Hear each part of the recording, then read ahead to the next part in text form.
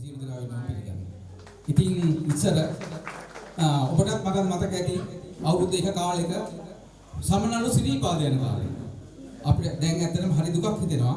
ඒ අතීත සීනයන් මතකයන් ආපුවා. ඉතින් ඊටත් එහා කාලේ කොයිතරම් ලස්සන සමනලු රෑ මේ කැලෑව ඇතුලේ ඉන්නට ඇද්ද කියලා අපිට හිතෙනවා.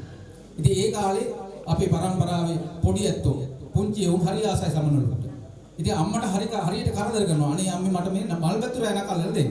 මේ උඩින් යනවා බිමින් යනවා පාට මල් පැතුර යනවා. මේ මට අල්ලලා දෙන්න. මේ අල්ලලා දුන්නා නම් මගේ පුංචි පැලකොණ්ඩේට මට ලස්සන ගෙත්තමක් හදාගන්න පුළුවන්. ලස්සන මල් මාලයක් හදලා කරේ දාගන්න පුළුවන්. සමනල් පියාට උඩ. කියලා ඒගොල්ලෝ අම්මට ඇවිටිලි කරනවා. මෙන්න මේ ඇවිටිල්ල සිදු වුණු හැටි අපි බලමු අපේ පුංචි සමනල් පැට උඩ කියමු.